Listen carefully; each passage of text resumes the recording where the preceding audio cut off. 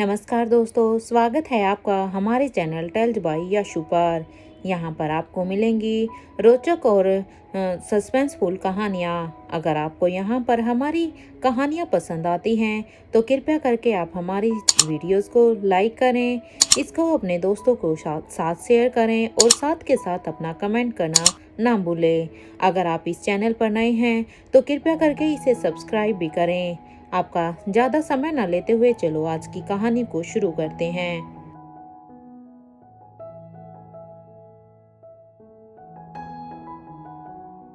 पिछले एपिसोड में हमने सुना था कि यहाँ पर राजीव अब अपने पैलेस में शीला को चिल्लाते हुए आता है और जब शीला वहाँ पर आती है और उससे पूछती है कि तुम ऐसे क्यों चिल्ला रहे हो, तब राजीव उसे कहता है कि दमयंती ने ये कहा था कि उसने मेरे बच्चों को चुराया है। तो फिर तुम ये बताओ कि तुम मेरी बेटी तुम्हें कहाँ पर मिली। अब यहाँ पर राजीव की ये बात सुनकर अब शीला सीधे ही कह देती है कि मुझे पता है कि तुम ऐसा क्यों कर रहे हो, क्योंकि मुझे ये समझ में आ रहा है कि वो बेटी अंजलि और तुम्हारी है, ना कि करण की। अब उसे देखकर अब एक पल के लिए तो राजीव हैरान हो गया था, लेकिन अब अपनी हैरानी को छिपाते हुए अब वो कहता है कि तुम कहना क्या चाहती हो। तो अभी शीला कहती है कि मैं इतनी पागल नहीं हूँ, क्योंकि मैंने पहचान लिया है कि वो बेटी कोई और नहीं बल्कि फ्रांस की रानी साहिबा आलिशा, वो तुम्हारी ही बेटी है। समझने में मुझे थोड़ी सी देर लगी, लेकिन सोच तो मेरी भी सही दिशा में ही जा रही है। तभी तो मैं सोचूं कि राजीव पहले खुद रानी साहिबा को मारना चाहता था और अब नहीं। लेकिन तुमने तो उसे यहाँ पर लाकर भी ऐसा कुछ भी नहीं किया। इसका क्या मतलब है राजीव? इसका यही मतलब है ना कि तुम दोनों भाइयों ने मिलकर हमें बेवकूफ बनाया है।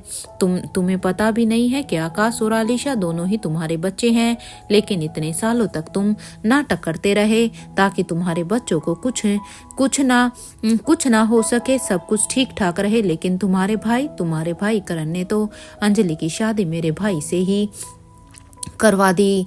क्यों करवाई है तुम्हारे भाई ने अंजलि की शादी मेरे भाई से? मैं तो उसे बिल्कुल भी पसंद नहीं करती, लेकिन फिर भी मेरे भाई के गले में उसे डाल दिया। हाँ बोलो ना, क्यों करवाई? कहीं मुझ पर नजर रखने के लिए ही तो नहीं करण ने ये सब कुछ किया? क्योंकि अब मुझे साफ साफ तुम्हारे और करण की सोच में एक बू आ रही है। देखो, मेरे दिमाग का भी कोई जवाब नहीं है। मैंने तुम्हारी अंजलि को अपने भाई के बच्चों की माँ बनने दिया। ये कहते हुए ही अब शीला जोर जोर से हंसने लगती है और यहाँ पर अब राजीव शीला के गले को अब एकदम से गुस्से में दबा देता है और अब वो उसके गले को पकड़ते हुए कहता है, क्या मतलब है तुम्हारा? हाँ, कहना क्या चाहती हो तुम? साफ साफ कहो, कौन सी प्लानिंग की है तुमने अंजलि के साथ और क्या करना चाहती हो? अरे उस अंजलि ने तुम्हारा बिगाड़ा क्या है जो तुम उसके पीछे होकर पड़ी हुई हो? चाहती क्या हो? और अंजलि किशन के बच्चों की माँ कैसे बनी? जवाब दो मुझे, इससे पहले कि मैं तुम्हारी जान ले लूं, क्योंकि अब तुम्हारी ये बातें अब मेरी बर्दाश्त से बाहर हो रही हैं। यहाँ राजीव अब अपने हाथ की ग्रिप पर अब तेजी से अपनी पकड़ को बनाए हुए था और वो बस अब शीला से एक सवाल कर रहा था। यहाँ शीला भी अब खुद को छुड़ाने की कोशिश करती है कि तभी अब राजीव के सिर पर अब किसी ने एक डंडे से वार कर दिया। जैसे ही राजीव को अब अपने सिर पर उस वार का एहसास होता है तो वो जब पीछे मुड़कर देखता है तो उसके सामने सर्जी के फाइटर खड़े हुए थे। उनमें से एक के कहता है कि तुमने हमें धोखा नहीं देना चाहिए था। राजीव ये कहने के बाद अब वो फाइटर अपने साथियों से कहता है कि इसे अभी के लिए रूम में ले जाकर बंद कर दो, क्योंकि अभी के लिए यही इसके लिए सजा है। इसके बाद इसका क्या करना है वो मैं तुम्हें बाद में बता दूंगा, लेकिन पहले इसे यहाँ से लेकर जाओ। अब तक वहाँ पर अक्षय वर्मा और महेंद्र भी वहीं पर ही पहुंच गए थे। महेंद्र ने जब राजीव को जमीन पर पड़े हुए देखा तो वो एकदम से ही हैरान हो जाता है, क्योंकि महेंद्र ने नहीं सोचा था कि ये फाइटर खुद राजीव पर ही हमला कर देंगे और इसलिए वो हैरान ही से अब शीला से पूछता है, क्या हुआ ही से, क्यों किया इसके साथ ऐसा? इस बात पर अब वो फाइटर अब सभी को ही एक वार्निंग देता है और उन्हें वार्निंग देते हुए कहता है, क्या यहाँ पर कोई और भी है जो हमें धोखा देने का सोच रहा है? जिस तरह से राजीव ने हम सबको धोखा दिया है, क्या राजीव के जैसा यहाँ पर दोगला इंसान कोई और भी है? लगता है तुम सब भूल गए हो कि धोखे की सजा हमारी इस दुनिया में सर जी देते हैं। लेकिन कोई बात नहीं, राजीव के जरिए तुम सभी को सब कुछ याद आ जाएगा कि हमारी इस दुनिया में धोखे की सजा क्या होती है, क्योंकि अब राजीव के साथ तो वही सब ही होने वाला है। उस फाइटर की ये बात सुनकर अब शीला कहती है, सर जी तक ये इन्फॉर्मेशन पहुंचा दो कि आकाश और आलिशा दोनों ही राजीव के बच्चे हैं और अनिका करण की बेटी है, क्योंकि हमारे सर जी को भी तो यही चाहिए था कि उन्हें राजीव और करण के बच्चे चाहिए थे ना। तो लो, अब दोनों के ही बच्चों का हमें पता चल चुका है। अब सर जी के मकसद को पूरा होने से अब कोई भी नहीं रोक सकता है। ये कहते हुए ही शीला एक सरकास्टिक स्माइल में अब जोर जोर से हंसने लगती है। अब वो राजीव के सिर के पास बैठकर उसके बालों को बेजोर से पकड़कर अब अपनी तरफ खींचती है और साथ के साथ कहती है, होंगे तुम एक बेहतरीन फाइटर, लेकिन मेरे दिमाग की ताकत भी कुछ कम नहीं है राजीव। इसलिए अब देखते हैं कि तुम्हारा दिमाग कितना जीतता है और मेरा दिमाग कितना जीतता है और तुम्हारी फाइटिंग कितनी। इसके बाद अब वो उन फाइटर से कहती है, लेकर जाओ इसे, और हाँ, इसे उसके पास ही लेकर जाना। वो दोनों राजीव की बहुत अच्छी खातिरदारी करेंगे। ये कहते हुए ही शीला अब जोर जोर से फिर से हंसने लगती है। तो वही महेंद्र ये सब देखकर अभी भी हैरान था। महेंद्र अभी भी अपने मन में ही सोच रहा था कि मैं अपने पापा के लिए कुछ भी नहीं कर पाया था उस समय पर, लेकिन अब मैं अपने दोस्त को कुछ भी नहीं होने दूंगा, क्योंकि राजीव मेरा दोस्त हो और मैं अपने दोस्त को ऐसे तड़पने नहीं दूंगा। और मुझे पता है कि इस वक्त धनंजय भाई के अलावा मेरी कोई मदद ही नहीं कर सकता है, क्योंकि बस अब एक धनंजय ही है जो मुझे और राजीव को भी इस दलदल से बचा सकता है। क्योंकि अगर मैंने यहाँ पर कुछ भी बोला तो जो राजीव का हाल है वो मेरा भी होगा, और अगर मैंने धनंजय को नहीं बोला तो ये लोग राजीव के साथ पता नहीं क्या करेंगे, उसके बारे में तो मैं सोच भी नहीं सकता। इसलिए मुझे बस जल्द से जल्द उससे मिलना होगा, लेकिन साथ ही मुझे इस बात का भी अब ख्याल रखना होगा कि इनमें से कोई भी मुझ पर शक ना कर पाए, क्योंकि अगर इन लोगों को मुझ पर भी शक हो गया तो फिर तो ना तो मैं राजीव की हेल्प कर पाऊंगा और ना ही मैं खुद को बचा पाऊंगा। मैं अपने दोस्त को कुछ भी नहीं होने दूंगा। जहाँ एक तरफ महेंद्र ये सब सोच रहा था तो वहीं दूसरी तरफ रोहित के पैलेस में अब तक सभी ने अपना लंच मिलकर फिनिश कर दिया था। धनंजय पीरामल अब करण गुलेरिया से कहते हैं कि करण, मेरे ख्याल से अब हमें यहाँ से चलना चाहिए। धनंजय की इस बात पर अब रिया कहती है, दादू प्लीज थोड़ी देर और रुक जाइए ना, हम बहुत ही मजा करेंगे। रिया की ये बात सुनकर अब धनंजय पीरामल कहते हैं, अगर हम अभी रुक गए ना बेटा तो आप चारों बच्चों को टेस्ट देना होगा। अब चलिए मुझे बताइए कि कौन किस किस क्लास में है, क्योंकि अब तुम लोगों का यहाँ पर टेस्ट ही होने वाला है, अगर तुम हमें रोकना चाहती हो तो। अब अपने दादू की ये बात सुनकर अब रिया कहती है, हम सभी तो अभी 7th क्लास में हैं, बट आर्यन को प्रमोट कर दिया गया है, वो 9th क्लास में है। अब रिया की इस बात पर हैरान होते हुए अब धनंजय पीरामल कहते हैं, क्या आप सभी स्कूल जाते हैं? इस बात पर अब प्रिंसेस लतिका कहती है, हमें तो राजमहल में ही पढ़ाने के लिए टीचर आते हैं। लतिका की ये बात सुनकर अब धनंजय पीरामल कहते हैं, वैसे तो जिस तरह से राजमहल में पढ़ाने के लिए टीचर आते हैं, वैसे ही मारवा हाउस में भी तो सभी बच्चों के लिए प्राइवेट ट्यूटर को रखा गया है ना। एम आई राइट? अपने दादू की ये बात सुनकर अब रिया कहती है, ओफो दादू, आप भी कितनी जल्दी भूल जाते हो। मैंने आपको सब कुछ तो बता दिया था ना कि मैं स्कूल जाती थी, और आर्यन भी रिया बनकर स्कूल जाता था, और अलेक्जेंडर, उसने तो इंटरनेट से पढ़ाई की है। रिया की ये बात सुनकर अब अलेक्जेंडर कहता है कि ऐसा नहीं है रिया, क्रिस्टोफर डैड ने मुझे फोन जरूर दिया था, लेकिन इसके बाद भी जब भी मैं बड़ी के पास जाता था ना तो वहां पर तो ढेर सारी बुक्स रखी हुई थी, वो भी एडवांस लेवल की। तुम तो वहाँ गई हो ना? अलेक्जेंडर की ये बात सुनकर अब आर्यन कहता है, अरे हाँ, मुझे मम्मा ने कहा था कि मुझे मैथमेटिक्स की कुछ बुक्स चाहिए थी जो वहाँ पर रखी हुई थी। आर्यन की भी ये बात सुनकर तो साथ के साथ अब रिया कहती है, मुझे भी अपने लिए कुछ वहाँ से ड्रेसेस चाहिए थी। अरे कितनी सुंदर ड्रेसेस थी ना दादी माँ। अब ये बात कहते हुए रिया अब आयशा मारवा की तरफ देखने लगती है। इधर रिया की ये बात सुनकर अब आयशा मारवा भी उसकी तरफ देखती है और कहती है, हाँ बात तो तुम बिल्कुल सही कह रही हो रिया, मुझे भी अपने लिए वहाँ की ड्रेसेस बहुत ही पसंद आई थी, क्योंकि वहाँ का तो कोई जवाब ही नहीं। यहाँ पर अब सभी की ही बातों को सुनकर अब धनंजय पीरामल, जो कि बड़े ध्यान से उनकी बातों को सुन रहे थे और समझने की कोशिश भी कर रहे थे, लेकिन उन्हें ज्यादा कुछ समझ में नहीं आ रहा था कि ये कौन सी जगह की बात कर रहे हैं। इसलिए अब धनंजय पीरामल कहते हैं, अरे तुम सब कहाँ की बातें कर रहे हो, मुझे कुछ समझ में नहीं आ रहा, क्या तुम साफ साफ बताओगे? और अलेक्जेंडर, आपका बड़ी कौन है? क्योंकि आपकी बातों से मैं कई बार सुन सका हूँ, लेकिन आपने अब तक अपने बड़ी के बारे में नहीं बताया। अपने दादू की ये बात सुनकर अब रिया कहती है, अरे दादू, मैं तो इतने वक्त से अलेक्जेंडर से पूछ रही हूँ, तो आज तक तो उसने मुझे भी नहीं बताया। मैं कितने बार मैंने उससे पूछा है, लेकिन वो कुछ बताता ही नहीं है अपने बड़ी के बारे में। रिया की बात को सुनकर अब धनंजय पीरामल कहते हैं, ठीक है, फिर आप सभी को जो भी चाहिए आप अपनी मम्मा से कह दीजिए, वो आपको जरूर दिलाएगी। यहाँ पर सभी अब एक दूसरे के साथ बातें करते हुए ही अब रोहित के पहले से बाहर निकलकर चले जाते हैं। जहाँ धनंजय पीरामल अब करण गुलेरिया के साथ सभी को बाय बोलकर जाने लगते हैं, तो वहीं बड़ी रानी भी अब एक एक करके सभी से मिलती है। इधर कवि नालिशा अब रेखा मूर्ति से कहती है कि आप उस बिल्डिंग को देख लीजिएगा, अगर आपको सब सही लगे उसमें तो हम आगे इसके बारे में बात करते हैं। कवि नालिशा की ये बात सुनकर अब रेखा मूर्ति भी कहती है कि कल ओजस अपनी टीम के साथ यहाँ आने वाला है, आगे का काम अब ओजस ही संभालेगा। आप अपने बच्चों के साथ वापस लंदन मैं अपने बच्चों के साथ अब वापस ही लंदन जाने वाली हूँ। अब रेखा मूर्ति की ये बात सुनते ही अब करण गुलेरिया के चेहरे पर एक उदासी छा जाती है, तो वहीं अब उसकी बातों को सुनकर अब रिया कहती है, बड़ी मौसी कुछ दिन और ना प्लीज, मैं मॉम और डैड के साथ कुछ दिन और रहना चाहती हूँ, उसके बाद हम आपके साथ चलेंगे। इस बात पर अब रेखा मौसी कहती है, अरे हाँ रिया, डोंट वरी, हम कुछ दिनों बाद ही जाएंगे, हम अभी ही नहीं जा रहे हैं।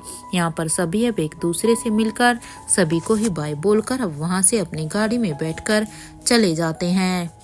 इधर उन सब लोगों के जाने के बाद इधर उन सबको छोड़ने के बाद अब करण गुलेरिया के दिमाग में बस एक ही बात चल रही थी कि आखिर ऐसे भी क्या बिजी हो गए हैं रोहित और अनिका, जो यहाँ पर इन लोगों को छोड़ने के लिए भी नहीं आए हैं। वो यहाँ पर आकर छोड़ना तो दूर, किसी से भी मिले भी नहीं है। आज से पहले तो इन दोनों ने कभी ऐसा कुछ भी नहीं किया था, क्योंकि पहले इसमें या किसी से भी यहाँ पर कोई भी मिलने के लिए आता था तो ये दोनों यहाँ पर मौजूद जरूर होते थे। और इतनी अच्छी डिज्नीलैंड की ट्रिप भी तो इन लोगों ने ही सबके लिए प्लान की थी, तो ऐसे ये किस काम में बिजी हैं? मुझे तो समझ में ही नहीं आता कि मैं क्या करूं। मैं धनंजय की हालत समझ सकता हूं, क्योंकि धनंजय भी तो खुद एक बाप है और मैं भी, इसलिए एक पिता होने के नाते मैं उसके मन की हालत अच्छे से समझ सकता हूं कि जब बच्चे खुद पिता के सामने नहीं आते और जब वो अपना कंसर्न आगे से नहीं दिखाते तो कैसा फील होता है। करण गुलेरिया अपने मन में यही सोचते हुए ही वो अब अपने फोन की तरफ जाने लगते हैं, तो वहीं अब तक श्वेता, कृष और किशन मामा यहाँ आ जाते हैं। तो यहाँ प्रिया कहती है कि कृष मामू जल्दी से मेरे साथ चलिए, मुझे आपसे कुछ जरूरी बात करनी है। ये कहते हुए ही रिया अब कृष को अपनी आंख मारती है। रिया के इशारे को देखकर अब कृष भी समझ गया था कि जरूर रिया यहाँ पर कार रेसिंग के कंपटीशन में जाना चाहती है और उसी से रिलेटेड ही शायद वो कोई बात करना चाहती है, और इसीलिए ही वो मुझसे ऐसे रिक्वेस्ट कर रही है, क्योंकि इससे ज्यादा तो कोई बात हो नहीं सकती। इसलिए कृष भी अब रिया से ये सब सोचते हुए कहता है, बेटा मुझे बस थोड़ा सा टाइम दो, मैं फ्रेश होकर आता हूँ, और हाँ, जब तक मैं फ्रेश होकर आता हूँ तब तक आप सभी फ्रेंच की क्लासिक पेस्ट्री को एंजॉय करो। अपने मामू की ये बात सुनकर अब रिया कहती है, ओफो मामू, आप सभी फ्रेश होकर नीचे आ जाओ, हम मिलकर फिर एंजॉय करेंगे। रिया की ये बात सुनकर अब किशन मामा कहते हैं, जरूर बेटा, बस अभी आए। रिया रिया अब श्वेता को देखकर अब कहती है कि मासी आपने क्या शॉपिंग की है, मुझे भी तो दिखाओ ना, आप क्या क्या शॉपिंग करके लाए हो, क्या मेरे लिए भी कुछ लाए हो क्या। रिया की इस बात पर अब श्वेता कहती है सिर्फ तुम्हें क्यों, मैं तो सभी को ही दिखाऊंगी, मैं बस थोड़ी ही देर में आती हूँ क्योंकि फिर मैं भी जब फ्रेश होकर आऊंगी तो सभी को ही मैं दिखाती हूँ। ये कहते हुए श्वेता भी अब अपनी माँ को देखकर कहती है माँ हमने सभी के लिए ही पेस्ट्री लिया था, लेकिन यहाँ तो अब रानी साहिबा, बड़ी रानी और प्रिंसेस लतिका और अंकल वो सब तो यहाँ से चले गए हैं। इस बात पर अब आयशा मारवा कहती है कि तुम्हें पेस्ट्री की चिंता है कि वो कैसे खत्म होगी, तो डोंट वरी, तुम उसकी चिंता बिल्कुल भी मत करो, यहाँ पर सभी मिलकर ही उसको खत्म कर देंगे। वहीं दूसरी तरफ अभी राजमहल में अब तक धनंजय पीरामल सभी के साथ ही वहां पर राजमहल में पहुंच गए थे। वो सभी अभी गाड़ी से उतरकर अब राजमहल के अंदर ही जाने लगते हैं। बड़ी रानी अब प्रिंसेस लतिका से कहती है आज तो खूब एंजॉय किया है अपनी बेस्ट फ्रेंड के साथ, हाँ मजा आया ना, अब चलिए अपने रूम में। ये सुनते ही अब लतिका भी कहती है ओके बड़ी रानी। यहाँ बड़ी रानी अब लतिका को लेकर उनके रूम की तरफ चली जाती है। इधर कवि नालिशा भी अब धनंजय पीरामल से कहती है मामा जी हम भी चलते हैं। इस बात पर अब धनंजय पीरामल कहते हैं कि ठीक है आप जाइए और जाकर आराम कीजिए। धनंजय पीरामल अब अपने रूम में जाने ही वाले थे कि तभी अब उनके पास दौड़कर अब एक सर्वेंट आता है और वो अब उससे कहता है कि सर वो यहाँ गेट पर महेंद्र सिंह आए हुए हैं, वो आपसे मिलना चाहते हैं।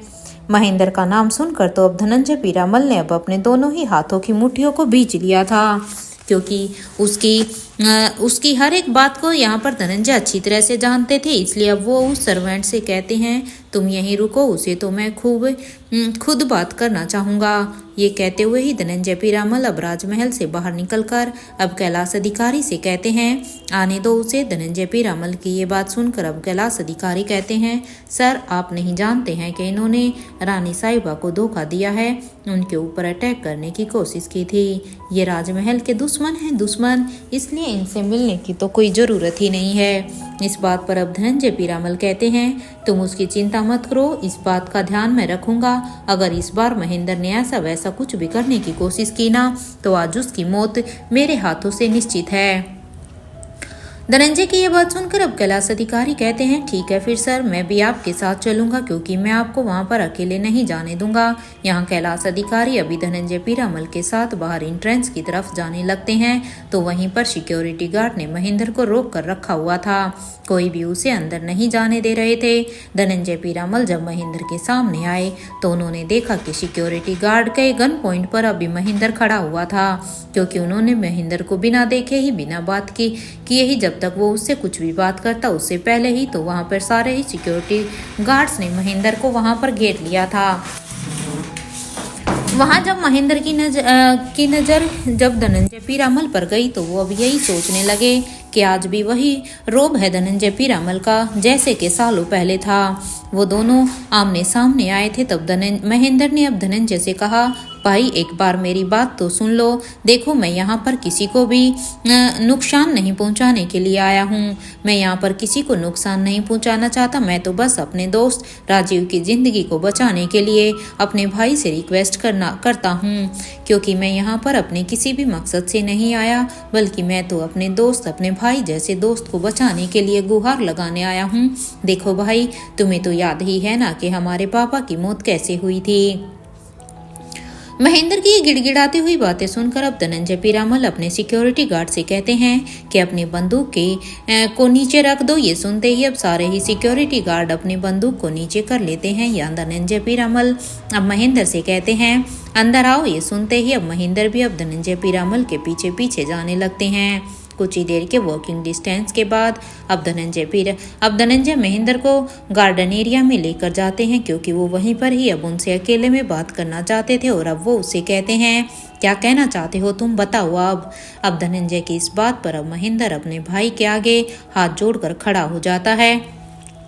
वो ऐसे खड़ा हो जाता है जैसे कोई किसी के सामने किसी के प्राणों की भीख मांग रहा हो। अब वो हाथ जोड़कर कहता है, भाई भाई आप बस राजीव गुलेरिया को बचा लीजिए। वो सर जी राजीव को जान से मार देंगे। मैं आपसे रिक्वेस्ट करता हूँ मेरे दोस्त को बचा लीजिए। पता नहीं वो लोग राजीव को जिंदा भी छोड़ेंगे भी या नहीं। भाई आपने तो हमारे पापा की डेड बॉडी को देखा था ना। देखिए हमारी माँ जरूर अलग हो सकती हैं लेकिन हमारे पिता तो एक ही है ना। क्या आप अपने पापा की मौत का बदला नहीं लेना चाहते? महेंद्र की ये बात सुनकर अब धनंजय पीरामल कहते हैं, हमारे पिता ने अपनी वो जिंदगी अपनी मर्जी से चुनी थी। उन्हें मैंने कितना ही समझाने की कोशिश की थी लेकिन वो नहीं माने। किंग के मरने के बाद वो खुद किंग बन गए थे ना, और ना जाने कितने ही मासूम लड़कियों को प्रेग्नेंट करके उनके बच्चों को छीन लिया करते थे। और वो भी किस लिए? एक उस ह्यूमन एक्सपेरिमेंट के लिए ही ना। आखिर क्या मिल गया उन्होंने ऐसा करके? अरे उन्होंने इंसानियत को कितना ही शर्मसार किया है। तो उस इंसान की दुहाई है तो मुझे मत दो। धनंजय की अब ये बात सुनकर अब महेंद्र कहता है, मैं पुरानी बातें करने के लिए यहाँ पे बिल्कुल भी नहीं आया हूँ। वो तो तुम्हारी मर्जी है। मैं तो बस यहाँ पर तुमसे यही रिक्वेस्ट करने के लिए आया हूँ कि प्लीज़ प्लीज़ मेरे दोस्त राजीव को बचा लीजिए भाई। वो लोग उसे नहीं तो जान से मार देंगे। ये सुनते ही अब धनंजय ने कहा, अच्छा तुम्हें बड़ी चिंता हो रही है राजीव की, तो तब क्यों नहीं रोका था तो तुमने उसे, जब उसने आयशा के साथ वो सब कुछ किया था, जब वो 9 महीने की प्रेग्नेंट थी? क्या तुम्हें तब दया नहीं आई? ये सुनते ही अब महेंद्र कहता है, अरे भाई वो सब राजीव ने नहीं किया था। अरे वो तो स्वाति मल्होत्रा की बहन शीला की प्लानिंग थी, क्योंकि राजीव तो उसमें आसपास भी नहीं था और वो आयशा के लिए नहीं थी। वो तो स्वाति मल्होत्रा को मारने के लिए था। लेकिन पता नहीं कैसे स्वाति मल्होत्रा की जगह पर वहाँ पर उस रूम में आयशा मारवा आ गई थी, और जो कोड वहाँ पर स्वाति मल्होत्रा को दिया हुआ था वो आयशा ने लगाया हुआ था। इसलिए वहाँ पर एक गलतफहमी हो गई थी। महेंद्र की ये बात सुनकर अब धनंजय पीरामल कहते हैं, तुम गलत जगह आए हो। अब जाओ यहाँ से। मैं तुम्हारी कोई भी मदद इसमें नहीं कर सकता हूँ। अब तुम यहाँ से जा सकते हो। ये सुनते ही अब महेंद्र कहता है, तुम ऐसा नहीं कर सकते हो। मुझे पूरा यकीन है कि तुम राजीव को जरूर बचा लोगे। ये कहते हुए ही महेंद्र अब राजमहल से निराश होकर जाने लगता है। और महेंद्र को देखकर सच में आज ऐसा लग रहा था जैसे वो सच में बहुत ही बेबस हो गया था राजीव की इस हालत को देखकर। तो वहीं धनंजय पीरामल भी अभी एक गहरी सोच में चले गए थे कि जब पहली बार उस शीला ने से जब मैं मिला था तो बिल्कुल सही अंदाजा लगाया था मैंने, और मैंने स्वाति को भी शीला के बारे में उस समय वार्न किया था। समझ में ही नहीं आता कि आखिर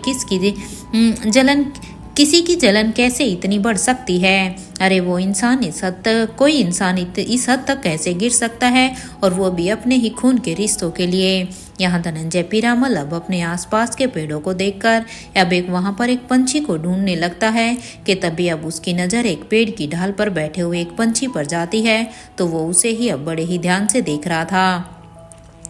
कुछ देर के बाद जब उस पंछी की नज़र धनंजय पर जाती है तो वो भी अब धनंजय पीरामल को ही देख रहा था। और कुछ देर तक धनंजय पीरामल अब उस पंछी से अपनी बातों को कह देते हैं जो उन्हें कहना था। कुछ ही देर के बाद वो पंछी अब आसमान में उड़ने लगता है।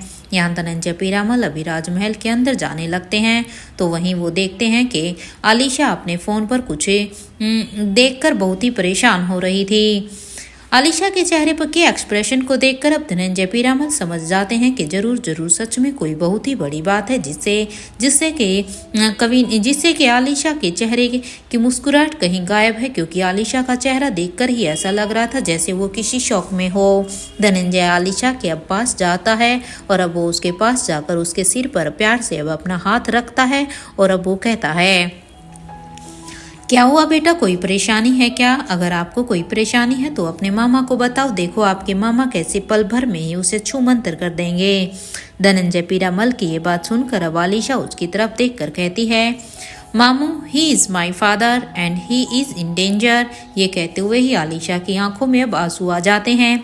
वो अपने फ़ोन को अब धनंजय पीरामल की तरफ कर देती है और अब वो उसे देते हुए कहती है, ये देखिए मामा जी। आलिशा के हाथ से अब उस फोन को लेकर धनंजय पीरामल ने जब उसका फोन की स्क्रीन को देखा तो उसमें कुछ और नहीं बल्कि राजीव की फोटो थी और उसके सिर पर बहुत गहरी चोट भी लगी हुई थी जिससे बहुत सारा खून भी निकला हुआ था। उस फोटो के साथ एक मैसेज भी कविन आलिशा को आया हुआ था कि अगर रानी साहिबा को इस इंसान की सांसें चाहिए तो उन्हें राजमहल को हमारे हवाले करना होगा। जहां एक तरफ धनंजय आलिशा को देखकर बहुत ही परेशान हो रहे थे तो वहीं दूसरी तरफ रोहित के पैलेस में अपने फोन को देखकर आकाश का हाल भी कुछ ऐसा ही था, क्योंकि आकाश का हाल भी कविन आलिशा से कुछ अलग तो नहीं था।